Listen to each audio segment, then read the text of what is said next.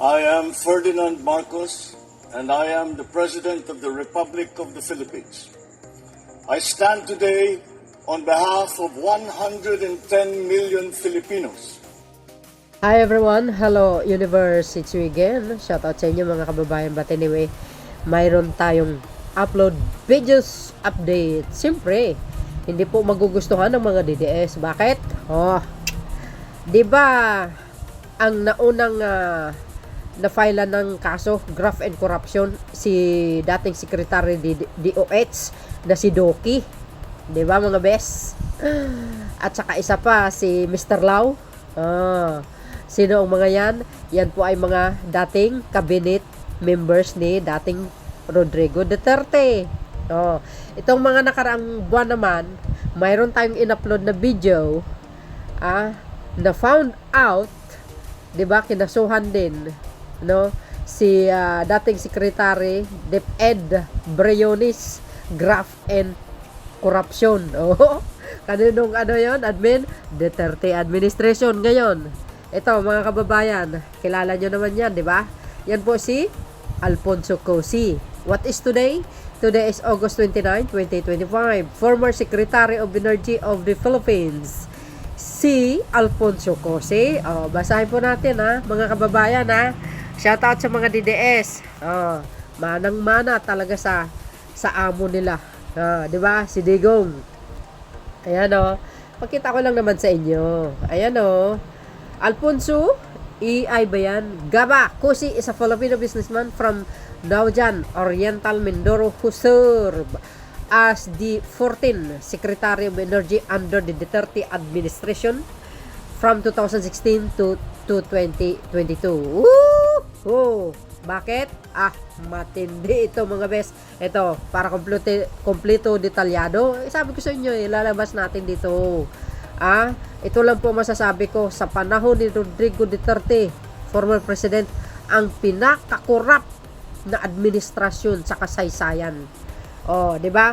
Kung hindi si PBBM ang umupo, hindi mabubunyag ito. Ito basahin ko ayan, sabi po ng politiko, just in. The Office of the Ombudsman has ordered the indictment of former Energy Secretary Alfonso Cosi and 4 other former Department of Energy, which is ang DOE, official for graft in connection with the 2019 takeover of the Malampaya Natural Gas Project by Odina Corporation of Davao City businessman Dennis Oy. Yan na nga ang sinasabi natin kaya kayo mga DDS, yung ipinaglaban yung poon nyo, huwag kayo nagmamalinis. Pinakakorap na administrasyon ang Duterte. Talaga, sa totoo lang, ang Duterte administration. Di ba? Yan nga ang sinasabi natin Ayan Ombudsman files graft case versus ex-energy chief Cosi over Malampaya deal. Oh my goodness. Kung hindi lang si Pangulong Marcos Jr., hindi po ito nabubunyag. Kudos doon sa bagong ombudsman. OIC po yan salute po. Yan ang gusto ko. Pero si Martires, walang kwenta. Walang kakwenta-kwentang ombudsman yun. Di ba? Saludo din tayo sa Marcos administration. Mga kababayan, yan ang sinasabi natin. Maghalal tayo ng isang pinuno ng bansa, yung talagang trusted, trustworthy, malinis ang pagkatao, tulad ni Pangulong Marcos Jr. Di ba? Ayan. Para kompleto detalyado, basahin po natin ng buo. 2025, Ombudsman file graft case versus ex-energy chief Cosi over Malampaya deal. Ang daming nahakot itong FERA. Di ba? Kaya pati yung mga contractors ng flood control, yan tulad ni yung St. Timothy na diskarya na yan. Yumaman lang dahil sa pagnanakaw, kaloka. Ayan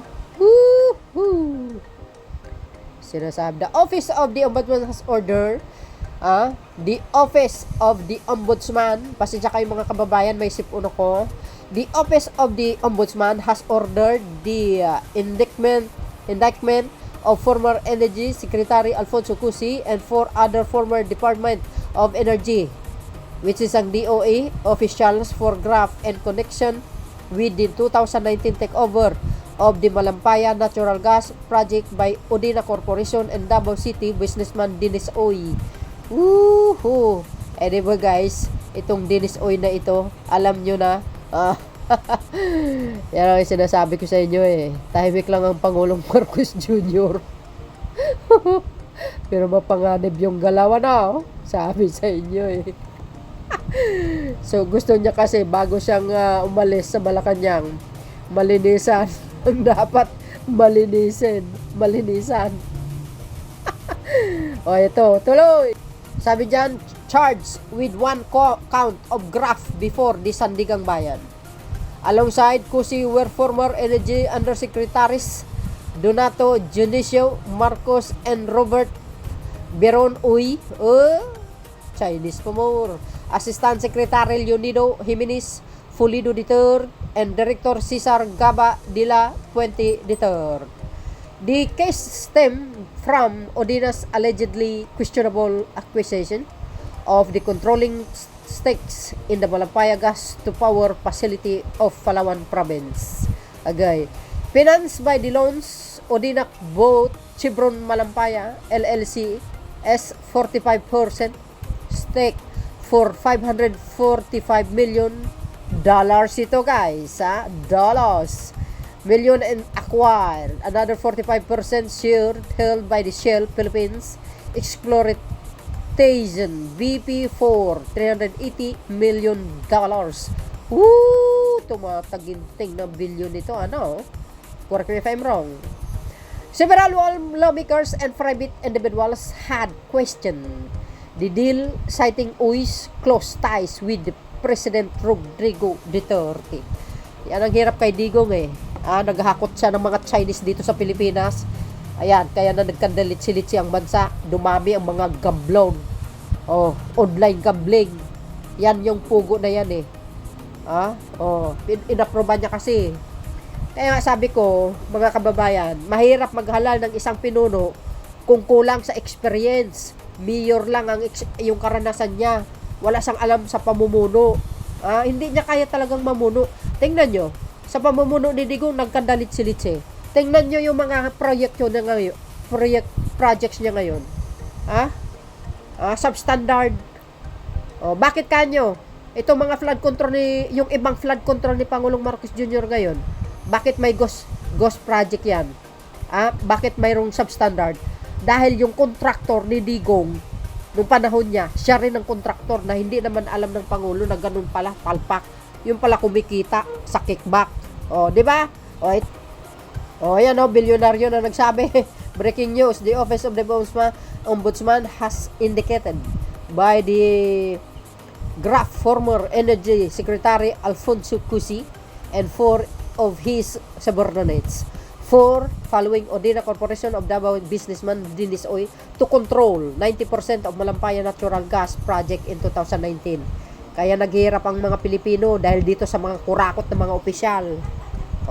Kaya tama na yung sinabi ng Pangulong Marcos Jr. life check sa government officials sa lahat. Tingnan nyo yung mga nagko-comment. Kaya nga, yung puan nila nasa kulungan. Kaya sunod-sunod na yung mga kabinete niya. Di ba? Yung mga cabinet members niya, sunod-sunod na. Sino po ang sekretary ng DPWH sa that time? Baka susunod na rin yan. Kaya sa bagong ombudsman ng sa bagong OIC, ng ombudsman ngayon, saludo po kami sa iyo, madam. Good job yan. Tuloy-tuloy lang. As long as si Pangulong Marcos Jr. ngayon ang Pangulo, go lang. Suportahan natin yan. At ilabas natin dito ang mga baho ng mga tae. So yun mga kababayan, ano po ang kapalagayan nyo? Lahat po yata ng kabinete ni Digong nasasagot sa pagnanakaw. Yumaman sila. Malaki ang nawala sa sa gobyerno nung panahon that time na yan. Kaya nagkandalit-silit ang Pilipinas nagkandamalas-malas nung si Digong ang umupo. Sa totoo lang, real talk tayo. Bakit nasabi natin? Bakit nagkandamalas-malas? O tingnan nyo nga ano nangyari sa mga kapwa nating Pilipino. Ang daming namatay. Ano yun? Para ka na lang asong pumatay? Walang due process? Oh, kaya ngayon, sinisingil na siya ngayon. Kaya nga nakakulong siya eh. O ngayon, susunod-sunod na ang kanyang mga alipores.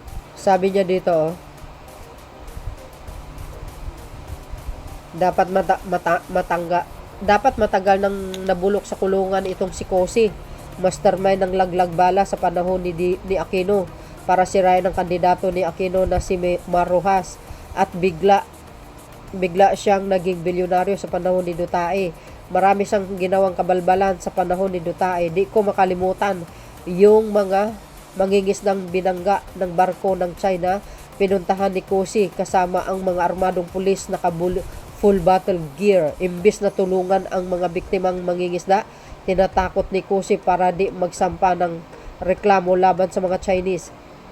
Pati opisyal ng Philippine Coast Guard kasamang nanakot sa mga mangingisda, kaya walang kaso na isinampa sa korte para sa damage sana. Eh siyempre, pro-China mga yan eh. Yung pinuno that time, pro-China yun eh. Duterte cohort, sa impyerno talaga kayo magkikita ng amo mo sa ICC. Agay. Kahit lahat ng kasalanan sa buong mundo, ipupolitikan nyo sa mga siyempre kasalanan niya. Sino ba involved? Oh, di ba? Natural. Pinakakurap na administration yan, yung Duterte. Ito ang dapat makulong. Ito rin ang dahilan sa malagim na tanim bala sa airport Manila para sirain ng husto si ex. Agay, hayaan, tama yan. Kurap yan, bata ni killer. At magnanakaw digong iyan. Ang congressman deal with Luzon contractors blacklist lang. Agay. Di ba? Ayan, firing squad if found guilty para hindi na pamarisan ng mga bagong sibul na buhaya sa gobyerno. Ito kasi si Goryay, tinanggal kasi. Pinaripaso kasi ang death penalty. Kakainis.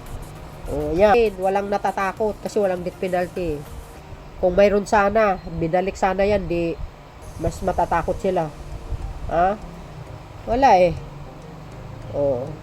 Dapat makulong yan. Ungas na yan. Daming ninakaw.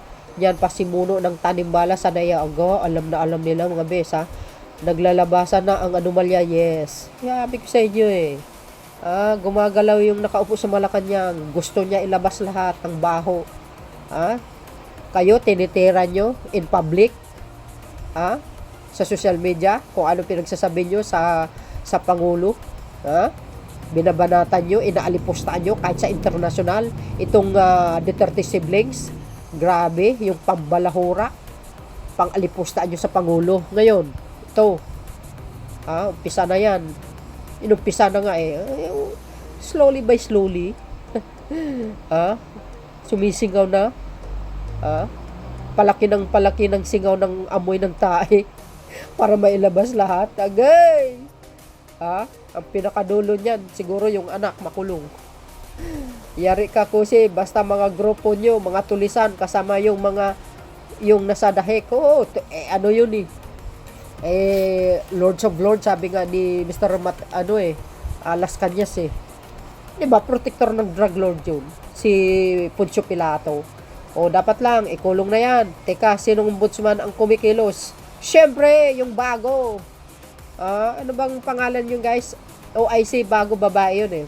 Now na, tauhan ito ni Duterte, pasimuno ng laglag barya gang para sirain ang Aquino administrasyon noon. Ala kayo mga bes. Alam na alam nila Grabe talagang korupsyon na nakaraan. Kahit hindi pa yan, bulgar ramdam na maliban sa mga panatiko. Kasi sa Parmali noon di ba? Kung natatandaan nyo, grabe, 11 billion Nagkaroon pa ng hearing doon sa Senado. Di ba mga bes? Ang namuno noon si dating Senador Gordon ng Blue Ribbon Committee. That's right, thing to do. Umpisa na, ombudsman. Yes, legacy ng mga dugyot. Your time has come. Wala na si Martires. Pulpul naman yun. Wala naman, yun talaga makadutae yun. Ayan na, ang ombudsman. Yes, umpisa na. Good luck. This is a government. We want mabilis ang action. Yes. Binili naman pala Bakit di nyo kasuhan yan nagpo-post ng mga yam? yaman sa media na feeling mga super rich pero taxes pala namin yun. Agay, about time, karma yan. Balik tayo sa flood control. Hindi, mayroon naka-assign dyan, mayroon nag-iimbestiga. Huwag mo nang ilihis. Iba ang destination ng pag-iimbestiga ng ombudsman, iba naman sa flood control. Bugok din ito eh. Ano yun?